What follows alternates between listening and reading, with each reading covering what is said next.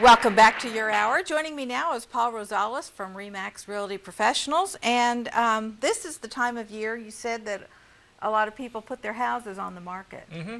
So are there certain things that they need to keep in mind when they're doing that? Yes, most definitely. Everybody has been cooped up all winter. The market warms up as the weather warms up. People decide, well, I'm going to paint this or do that. It's a good idea to have somebody come in who hasn't lived there at the house, because as we all know, as we live in a house, we kind of see things get a little bit out of place over time, and it may not register to us because over time it becomes something normal. You just deal with it as Yeah, like a smudge maybe around, smudged paint around a wall fixture in a kid's room or the kitchen or something like that. Maybe one of the kids put, spaghetti on the wall and you never saw it because it's just kind of blended in with the rest of what they've done. But it's always a good idea to get an objective point of view, somebody who hasn't lived there before. And of course, if somebody wants that kind of service, they can give me a call. I'll be more than happy to walk through the house with them. It's also important because, to be honest, what your opinion of what might look good in a room isn't going to look good to the average person. It's a good idea to have an agent come in and give you the true facts of what works and what doesn't. Had some people, and they talked to me about listing their house, and I said, okay, well, let me know when you guys are ready to do that. I'll come by and we'll see what needs to happen to the house. They never called me. They put down linoleum in every room, white, blue checker linoleum in every room. I definitely would have told them not to do that. Then they painted all the walls the same color blue that was on the floor. It looked like, I don't know, like a schoolroom or something like that. It was just kind of different. Needless to say, that house didn't sell. It was just a real weird kind of way of doing that. I would have told him go with some more neutral colors, kind of like what you're wearing, as opposed to baby blue throughout the house, which it's kind of a specialty color. It's great in a little boy's room. Yeah. It's great in maybe a rec room or something like that, but you don't do the whole house like that. Yeah. And there's different things. Very few people do the same thing in every room of the house anyway. Every room was the same color and the same linoleum. It was kind of an odd deal. Definitely something you don't want to do. In order to avoid that, get a professional to come out. Have me come out, survey your property, take a look at it, and tell you what I think is working and what's not working. Some people might like the color, a deep, rich red color in a room. It makes a room look smaller. And I may say, no, if you're going to do some painting on something like that, let's go maybe with this color.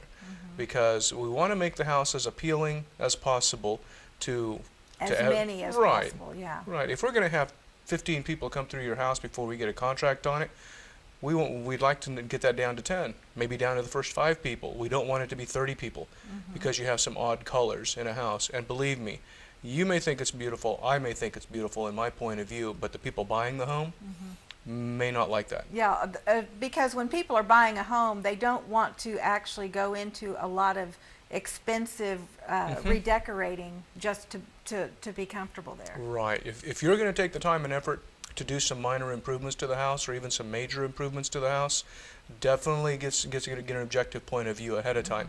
You don't want to invest the money in it only to have it become a hindrance for you selling the property. You might put up a wall somewhere or something like that and it just doesn't work. So definitely, before you start doing all that, call a real estate professional out, because who better to advise you on a house than somebody who sees the good, the bad, and the ugly in the market. Yeah, and you get a lot of feedback from people as to what they like and what they don't like. When I list a house, I have what's called my automated feedback program. With that, as soon as one of my listings gets shown, as soon as that showing is over, an email goes out to the showing agent who showed the property I have listed. They give their objective point of view.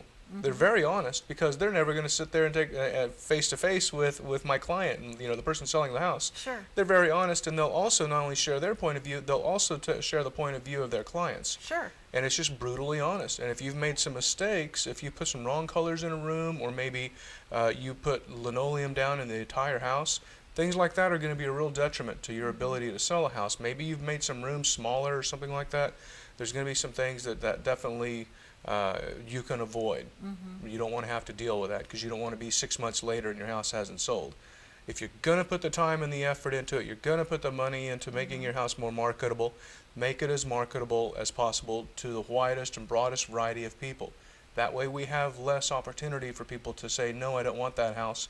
Or worse yet, if they want your house, they discount you on your price because they realize, I got to pay to replace this situation that whoever, that the seller has put into the house. Sure. So it's real important, get a professional point of view before you do anything else. Well, very often you're going to have to put a fresh coat of paint on, kids' rooms and that type of thing anyway.